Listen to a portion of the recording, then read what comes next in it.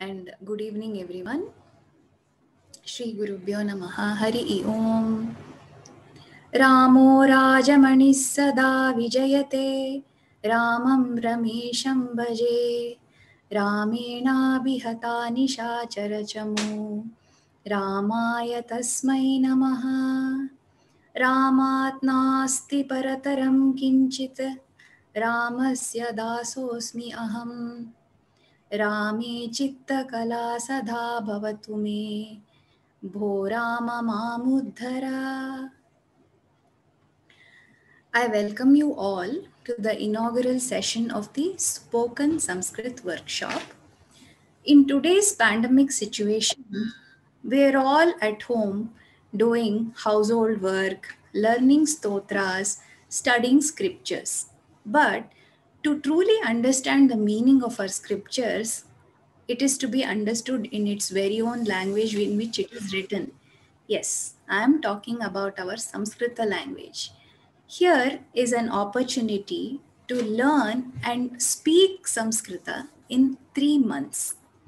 This workshop will be conducted by Shri C.V. Venkatesh.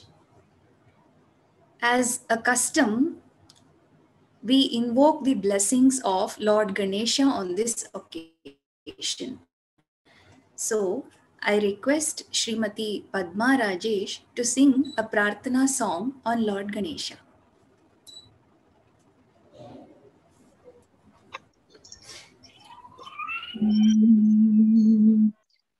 ಶರಣು ಬೆನಕನೆ ಕನಕ ರೂಪನೆ ಕಾಮಿನಿ ಸಂಗದೂರನೆ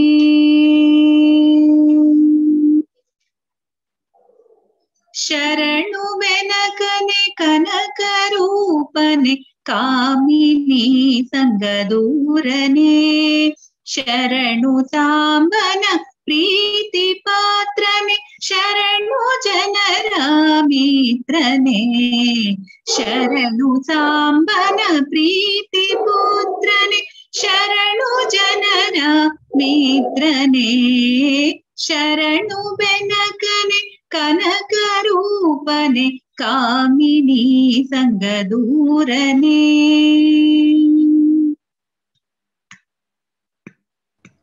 ಏಕದಂತನೆ ಲೋಕಖ್ಯಾತನೆ ಏಕವಾಕ್ಯ ಪ್ರವೀಣನೆ ಏಕದಂತನೆ ಲೋಕಖ್ಯಾತನೆ ಏಕವಾಕ್ಯ ಪ್ರವೀಣನೆ ಏಕವಿಂಶತಿ ಪತ್ರ ಪೂಜಿತ ನೇಕವಿಘ್ನ ವಿನಾಯಕ ಏಕವಿಂಶತಿ ಪತ್ರ ಪೂಜಿತ ನೇಕವಿಘ್ನ ವಿನಾಯಕ ಶರಣು ಬೆನಕನೆ ಕನಕ ರೂಪನೆ ಕಾಮಿನಿ ಸಂಗದೂರನೆ ಮೂಷಿಕಾಸನ ಶೇಷಭೂಷಣ ಶೇಷವಿಘ್ನ ವಿನಾಯಕ ಮೂಷಿಕಾಸನ ಶೇಷಭೂಷಣ ಶೇಷವಿಘ್ನ ವಿನಾಯಕ ದಾಸ ಪುರಂದರ ವಿಠಲೇಶನ ಈಶ ಗುಣಗಣ ಪೊಗಳುವೆ ದಾಸ ಪುರಂದರ ವಿಠಲೇಶನ ಈಶ ಗುಣಗಳ ಪೊಗಳುವೆ ಶರಣು ಬೆನಕನೆ ಕನಕ ರೂಪನೆ ಕಾಮಿನಿ ಸಂಗದೂರನೆ ಶರಣು ಸಾಂಬನ ಪ್ರೀತಿ ಪುತ್ರನೆ ಶರಣು ಜನರಿಗೆ ಮಿತ್ರನೆ ಶರಣು ಬೆನಕನೆ ಕನಕ ರೂಪನೆ ಕಾಮಿನಿ ಸಂಗದೂರನೆ. ಧನ್ಯವಾದ. Beautiful singing. Thank you, Srimati Padma. In this inaugural Sanskrit spoken workshop session, we have with us as our chief guest Dr. H.G. Nagendra. So I now call upon Mr. Prathit Vasudev to introduce and welcome our honorable chief guest. Namassarvebhyah, Shri Gurubhyo Namaha, Harihi Om. It gives me immense pleasure in introducing our today's honorable chief guest, Shri Nagendra, proud son of Shri Gundurao and Srimati Kusuma Rao. After finishing his master's degree in physics, specialization in spectroscopy, he did his PhD in molecular biophysics from prestigious science center, that is the Indian Institute of Science, Bangalore. He has also got a research fellowships from Boyce Cast Fellow Department of Biochemistry, sponsored by DST Government of India and Cambridge University, UK. And also a postdoctoral fellow molecular biophysics unit at the IISc Bangalore. He was invited speaker at the Indo-French Symposium, ETANG, that is the Environmental and Therapeutical Applications of Nanobiotechnology and Genomics, held at Sofia, Antipolis, NICE, France. He was invited as a chairperson at the Indo-US Symposium on Rapid Manufacturing, AERI, Bangalore. He was also invited to review the manuscript related to CRC 640 properties, potentials, and prospects of antifreeze proteins, which was published in Critical Reviews in a Biotechnology magazine. So he's presently he's serving as professor and HOD of Biotechnology, Department of prestigious Sir M. Visvesvaraya Institute of Technology, Bangalore. His teaching is excellent. He's very friendly with the students. Shri Nagendra ji is interested, in fact, he's very much interested in philosophy and speaks Sanskrit very fluently. He is pursuing granthas and performs religious rites with utter devotion. He also learned music and he's also a good violinist. We are proud to have such a personality to inaugurate this wonderful class. Sir, I wholeheartedly welcome you to this inaugural session. Swagatam Mahodaya. Swagatam. Okay. Dhanyavadaha. Okay. Sarvebhyah. Namaskaraha. Okay. Thank you all very much for honoring me and for those kind introduction. Sari. Thank you so much. Yes, sir, we are blessed, sir. I also welcome the audience of this inauguration class, and I also welcome the future asset of Sanskrit world, that is the participants of this class. Dhanyavadaha. Can I share my slide? Ekanimisham Mahodaya. We'll just do lighting a lamp the light for Devi Saraswati. Okay. Dhanyavadaha Pratit Mahodaya. Now we'll be lighting the lamp for Goddess Saraswati.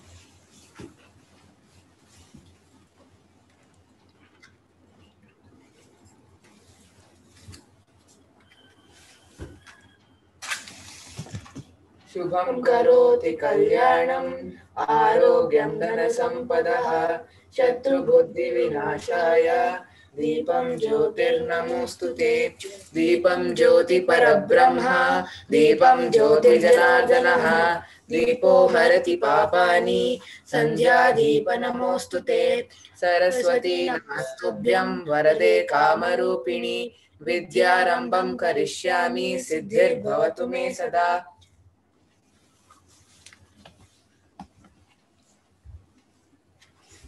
Dhanyavada Kalachi Kandarpa and Kalash. Now I request our honorable chief guest, Dr. H.G. Narendra, to deliver the inaugural address.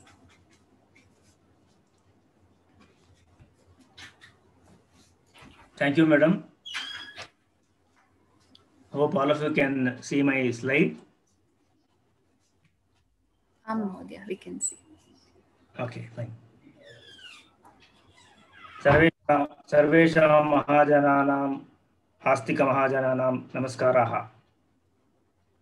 I offer my salutations to everybody who has very devoutly and very interestingly, with a lot of passion, is participating in this workshop conducted by none other than our revered teacher, Sri Venkatesh.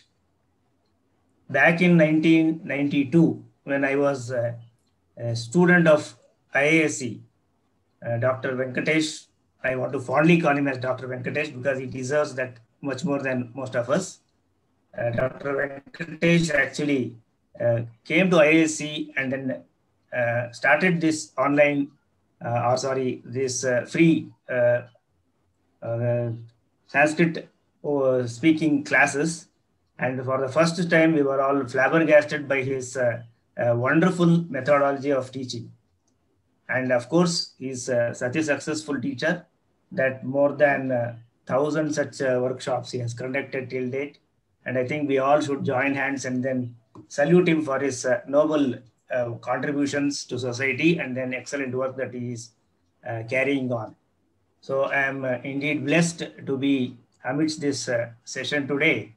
And I'm planning to just share my thoughts with the blessings of Sri Venkatesh and of course, okay, Almighty, I seek his blessings, Almighty's blessings, so that we can go through these sessions, spoken Sanskrit classes sessions in a very inspiring way, I would put it as.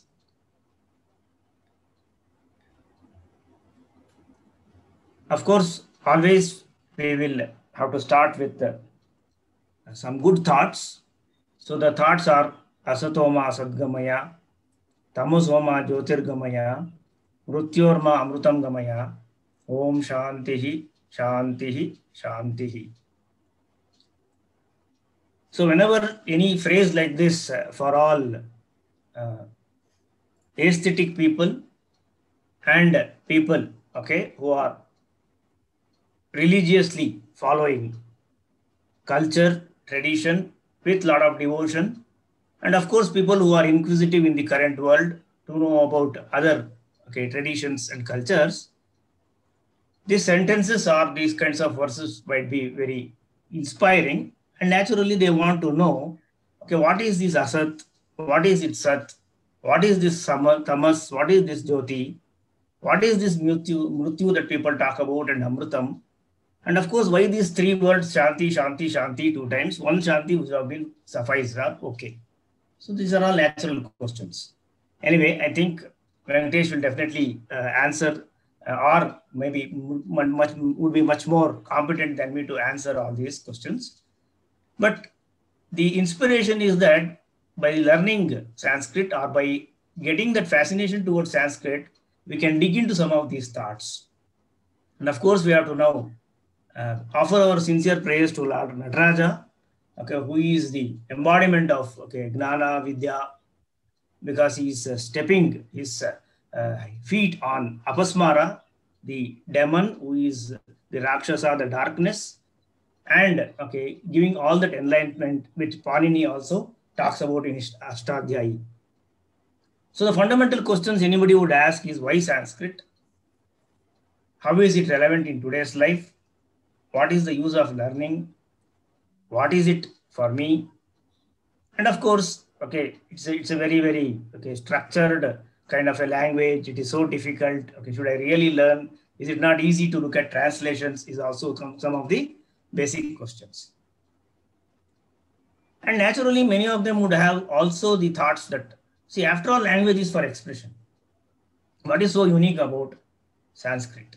Am I right? I want some language to express myself, isn't it? Like today, I'm very comfortably trying to express through English, or maybe, in our colloquial term or mother tongue, Kannada or Tamil or whatever, Hindi, we are very comfortable. So why to struggle with some so-called, divine language, or a age-old language kind of a question? That is a natural question, especially for the current generations and communities as well.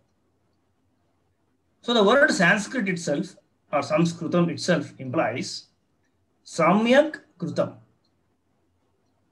indicating that it has been refined and it has been done in a wonderful way. Samyak, there is something, Samichinam, that's a wonderful aspect, that is a good aspect here. Healthy aspect is there. It has been done beautifully. People call it Devanagari, Devabhasha, etc., etc. And in order to appreciate what is this so-called refined language is all about, try to dig into our roots. We have to try to look into some of the assets that we possess in order to even understand some aspect of what we are, where we were, what we want to do, where we want to go, kind of.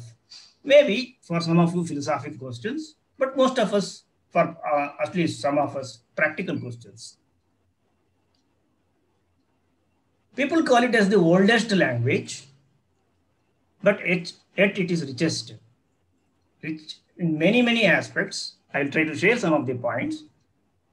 And there are correlations that it has been mother of many languages, including some Greek, Latin kinds of associations people have tried to derive. Of course, I am not an person who is trying to now dig into the linguistic aspects of it. From some perceptions, I would want to just highlight the importance of the scientific purview of this language.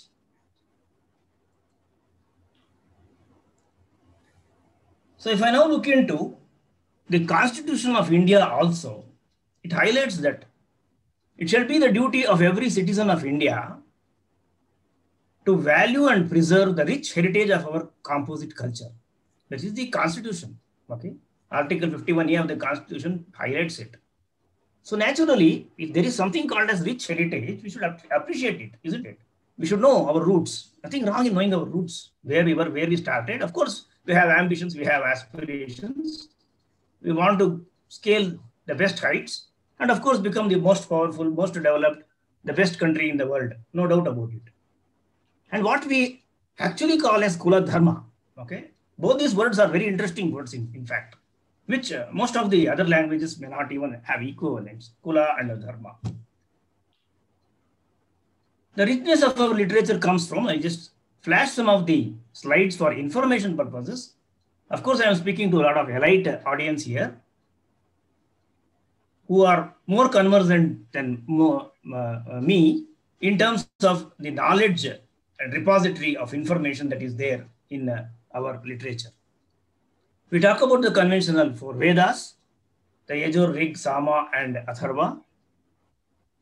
And each Veda has an Upaveda, Ayurveda, Dhanurveda, Gandharva Veda, and Atharva Veda. And each Veda is divided into parts, Samhita, Brahmana, Aranyaka, and Upanishad. And there are Vedangas also. Angas means arms of it, parts of it, like Siksha, Nirukta, Artha, Kalpa, Vyakarana, Jyotisha, etc. There are some great epics, great work, which is undoubtedly masterpieces by themselves. Let us take the classical Valmiki Ramayana or the gigantic epic Mahabharata, where there is an Enne Hastina Kachit, indicating that if there is something in Mahabharata, it should be there in here. And if there is something is not highlighted in Mahabharata, it may not be there. Maybe, okay, from the science perspective, people may say, okay, was coronavirus in Mahabharata kind of a thing, may correlate, okay.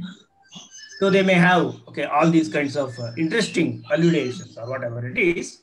But that apart, it indicates that Mahabharata is an encyclopedia in itself, which has a lot of values for life, a lot of values for the societal kinds of notions that people should have. Of course, then comes the Puranas.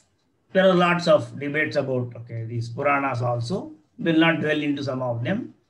But for the time being, we'll accept that these are all very classical texts that are there, worth reading and appreciating. Starting from Agni Purana to Vishnu Purana, I have listed all of them. Atma Purana, Devi Bhagavata, Brahma Purana, Kalki Purana, Bruhat Vishnu Purana. There are lots of them that come under these 18 Puranas as Upapuranas also. We have this wonderful assets in the form of Upanishad. That word itself is very interesting, as you all know.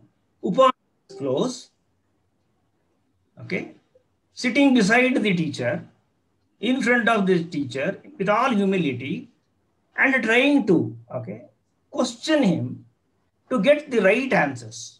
That was the mode of teaching. which unfortunately the modern education has probably lost or is losing, whatever it is, right? That inquisitiveness, that questioning attitude, that curiosity, both from the student point of view and from the so-called teacher point of view, is somewhere getting diluted, I suppose. So this was the culture of our Upanishads or whatever it is, when lots of Upanishads and the major ones, the 10 Upanishads which are highlighted here, Aitreya, Ishavasya, Brihadaranyaka, Katha Upanishad, Taittiriya, Kena, Chandogya, Prashna, Mundaka. It's called as Prashna Upanishad itself. There is questioning attitude that is there, which is inculcated. So we can learn from all of these. And even if you want to now look into so-called not so Puranic or age-old kinds of archival value literature, even if you look from the modern so-called literature,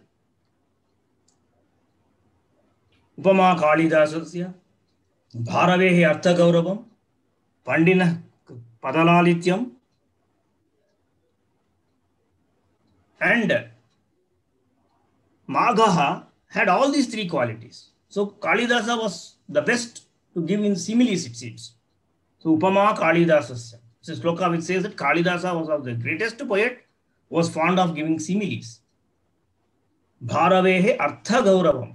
So if Bharavi uses a sentence, it will have the greatest meaning embedded into it. And Dandina Padalalityam. Dandi used to play with the meters, the words. Such a great poet.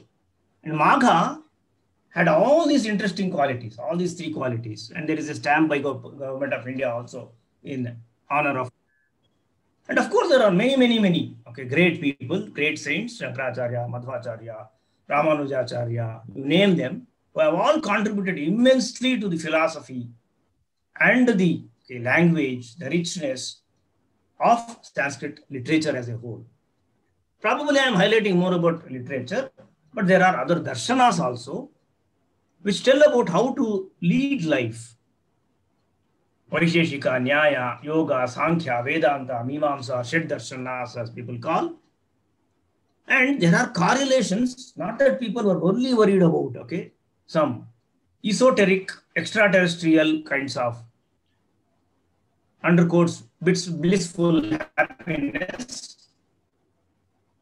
But they were also appreciating nature perceptions.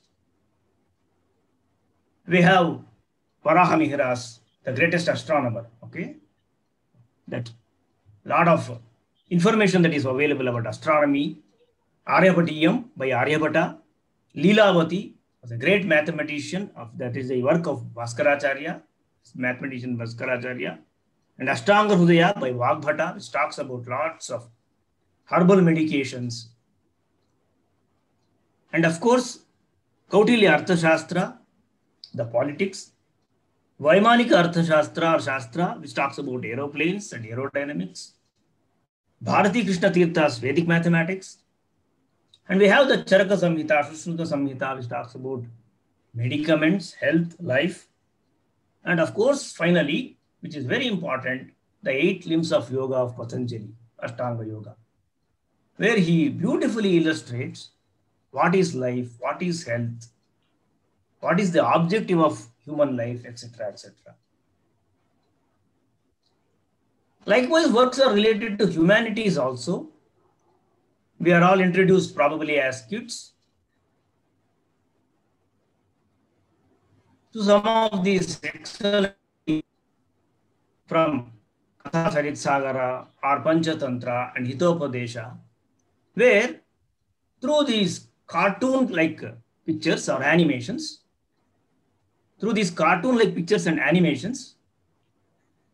interesting aspects of life were covered. Interesting aspects of life are discussed.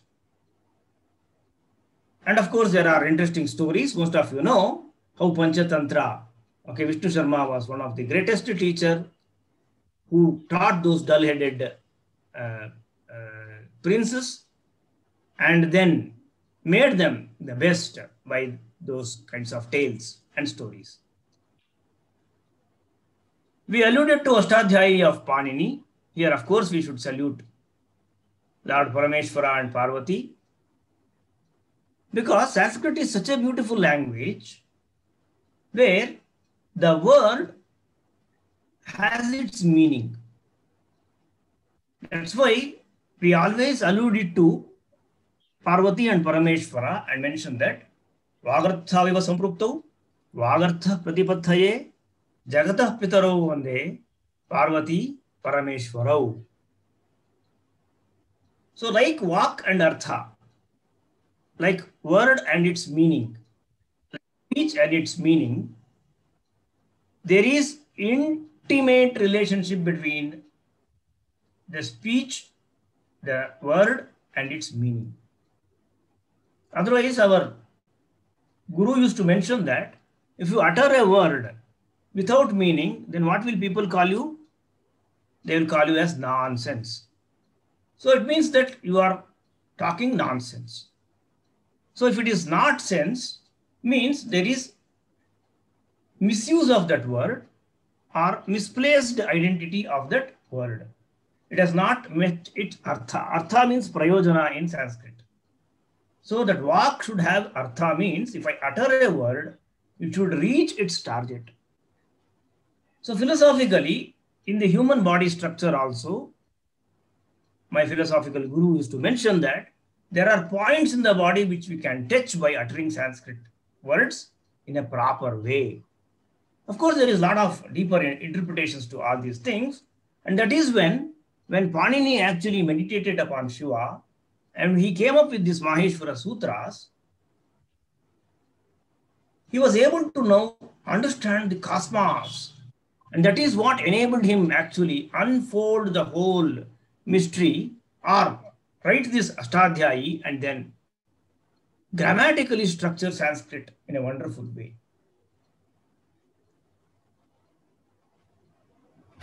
And of course, there are interesting works about Amarkosha, the Amarasimha, where he has one of the earliest probably treatises, lexicography, what you call as dictionary in English, what was also called as Nama Linga Linganushashanam. Okay, Nama Linga associated Anushasanam. Okay, Anushasanam is set of regulations, rules, and associated structures. So this Amarasimha, called it as Amarakosha, was one of the oldest extant that is available. For example, if I now take something like sky, sky is one word, maybe equivalently in English, some of you may say, okay, space, open space, ether, vacuum. You may give some equivalent words like that. But you look at, there are 22 words for sky as per Amarakosha. We actually refer to it as Dhau, Pita, Prithvi, Mata. So sky is something like, okay, father. Prithvi is something like earth. And this Dhau has become Zeus in Greek. And people say that that has also got sort of, okay, diluted to word Jupiter, which is the biggest graha kind of a thing. And we have Diva, Ambaram, Vyoma, Pushkaram, Nabha, Antariksha, Gagana, etc., etc., etc.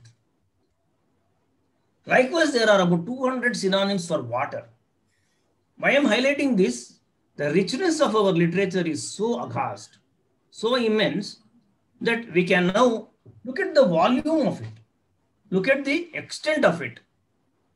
So the beauty of Sanskrit is in, there are many, many expressions of ideas, and you can now choose the precise word for you to appreciate, because each one has a context, each one has a dhatu, each one has a root, each one has a target, as I mentioned. So there is Shabdartha Bhava that is very much there.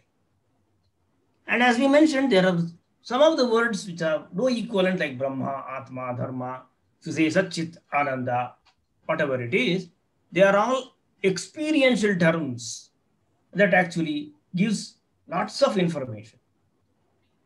The fact that many profound principles relating to human existence were given expression through Sanskrit, it continues to amaze those who study Sanskrit. So that's why there are people digging into Sanskrit to know some of the deeper interpretations or the appreciation of some of these things. And we should not be among those kinds of societies who are missing it, because it is our kind of a motherhood, our kind of a treasure that is, we are there. So the Sanskrit Vangmaya is oldest literature. Of course, there are immense number of manuscripts, beautifully structured in the stories, in the form of poems, in the form of whatever, okay, prose, divine prosodic rhymes, elegant and stylish forms. Of course, when I look into arts and aesthetics, and then moral values and ethics, and the spiritual power of mantra chanting, of course, that is there. People talk about it. Historical texts, inscriptions, philosophical aspects. People refer to some metaphysical aspects, methodology also through Sanskrit literature. We have refined ideas of the world. Of course, the dramas, theories and practices, traditions and diversity of ideas about poem and the poet. Legal studies, linguistics, to name it, geography, pedagogy of teaching, how to express, how to ask questions, how to evaluate. All of these are some of the interesting aspects that we can learn from even appreciating Sanskrit. So Sanskrit appreciation, according to me, is a very, very basic tenet that we should not lose. Knowledge of an intellectual tradition has been there with our whatever literature, rich assets, classical music, paintings, maybe Vastu Shastra, related to values of life, religious traditions, knowledge of intellectual tradition in the terms of, as we mentioned, Ayurveda, military sciences, Dhanurveda, agricultural sciences, architectural, Shilpa Shastra, like botany, etc., etc. So naturally, all of this information has influenced all the best minds across the globe. Across the globe. People like Wordsworth, Arnold, Annie Besant, Max Muller, including Tolstoy, all inspired by some of these. Whatever may be their interpretations, whatever may be their perceptions, but they cannot deny, they have not denied that there is richness in many of this literature. Whiteman, Longfellow, Sarah Fuller, including, have all been inspired by Gita, Bhagavad Gita. There are scientists who have openly acknowledged Bhagavad Gita, and Carl Sagan states that Vedic cosmology is the only one in which time scales correspond to those of modern cosmology. There are references wherein people talk about various units in the form of kalpa and etc. And there are correlations that people, current astronomers and geologists are trying to relate to. Sanskrit and modern management is also talked about. There are best of the schools, business schools across the globe where people have referred to Gita as a school of thought, school of philosophy for management, and many professors have really contributed to that. So in view of this richness, I feel Sanskrit studies is there across countries. It is not just to be part of socialistic thing. We should appreciate every language across the globe is not the only perception. So if somebody has looked for Sanskrit studies in Argentina, Austria, Germany, Britain, France, Nepal, Poland, Thailand, and all, it is not merely because of its literary, I would put it as assets or richness, but it would be definitely because of the immense quality and content that would be there for elite people to dig into. And there are some people like Macaulay who have actually looked at it and got amazed and also have suggested. This is a letter that has been written by Macaulay, the then Governor General.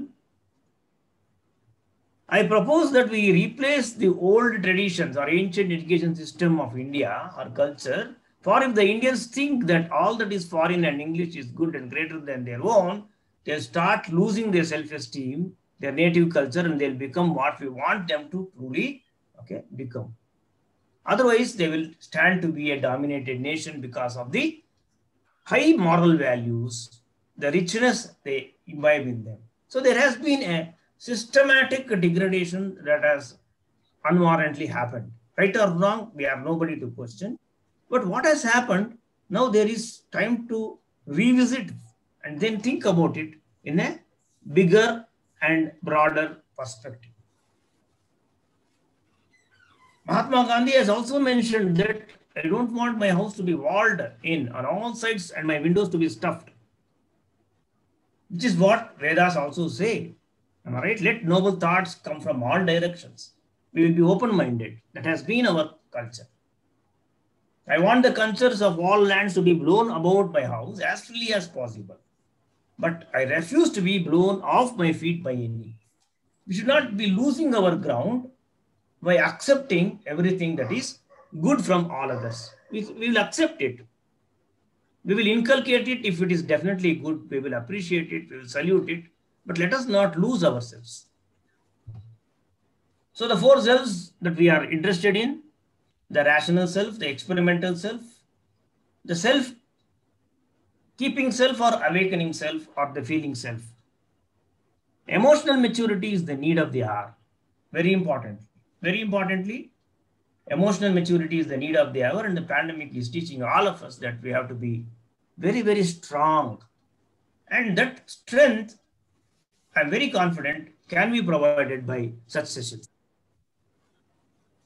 And what is Sanskrit going to offer? It has all the Navarasas. Of course, 10 rasas are provided here, but I'm telling you, starting from Shrungara Rasa, Hasya Rasa, Karuna Rasa, I hope all of you understand some of these basic terms. Veera Rasa, Raudra Rasa, Bhayanaka, Bhibatsa Rasa, Adbhuta Rasa. We have to finally end or sleep peacefully with that Shanti Rasa, isn't it? End of the day, in our life, so as a routine, we wake up, we do our routine activity, and then we have to go to sleep. So this is our normal course of action.